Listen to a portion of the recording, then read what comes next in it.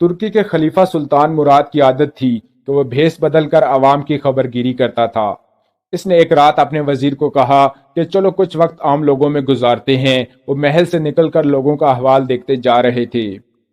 جب وہ شہر کے کنارے پر پہنچے تو دیکھا کہ ایک آدمی گرا پڑا ہے اور اس کی حالت انتہائی بوسیدہ ہے۔ بادشاہ نے اسے ہلا کر دیکھا تو وہ مردہ انسان تھا۔ لوگ اس کے پاس سے گزر کر جا رہے تھے۔ بادشاہ نے لوگوں کو آواز دی۔ لوگ جمع ہو گئے مگر وہ بادشاہ کو پہچان نہ سکے۔ پوچھا کیا بات ہے؟ بادشاہ نے کہا یہ آدمی مرا پڑا ہے، اس کو کسی نے کیوں نہیں اٹھایا؟ کون ہے یہ اور اس کے گھر والے کہاں ہیں؟ لوگوں نے کہا یہ بہت برا اور گنہگار انسان ہے، ہم اس کی لاش کو ہاتھ نہیں لگا سکتے۔ تو سلطان مراد نے کہا کیا یہ امت محمد صلی اللہ علیہ وسلم میں سے نہیں ہے؟ چلو اس کو اٹھائیں اور اس کے گھر تک لے چلیں۔ پھر جا کر لوگوں نے میت کو اٹھایا اور اس کی لاش اس کے گھر تک پہنچا دی۔ اس کی بیوی نے خاوند کی لاش دیکھی تو رونے لگی۔ لوگ اس میت کو چھوڑ کر چلے گئے مگر بادشاہ اور اس کا وزیر وہیں عورت کا رونا سنتے رہے۔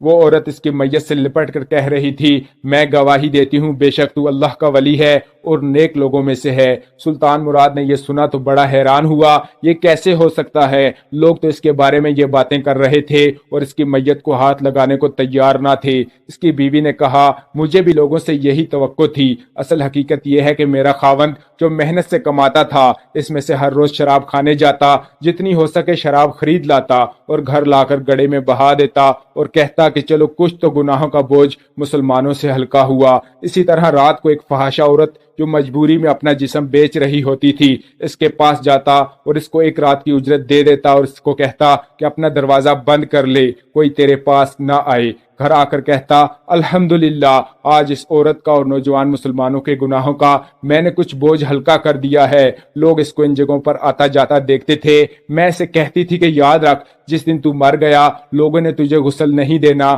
نہ تیری نماز پڑھنی ہے، نہ تجھے دفنانا ہے۔ وہ مسکرا دیتا اور مجھ سے کہتا گھبرا مت، تو دیکھے گی کہ میرا جنازہ وقت کا بادشاہ علماء اور اولیاء پڑھیں گے۔ یہ سن کر بادشاہ رو پڑا اور کہنے لگا میں سلطان مراد ہوں، کل ہم اس کو غسل دیں گے، ہم اس کی نماز جنازہ بھی پڑھائیں گے اور اس کی تدفین بھی ہم خود کریں گے۔ چنانچہ اس کا جنازہ بادشاہ، علماء، اولیاء اور کثیر عوام نے پڑھا۔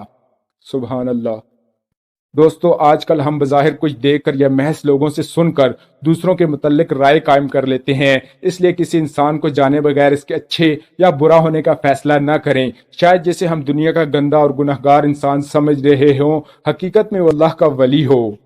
اگر ہم دوسروں کے دلوں کے بھید جان جائیں تو ہماری زبانیں گونگی ہو جائیں۔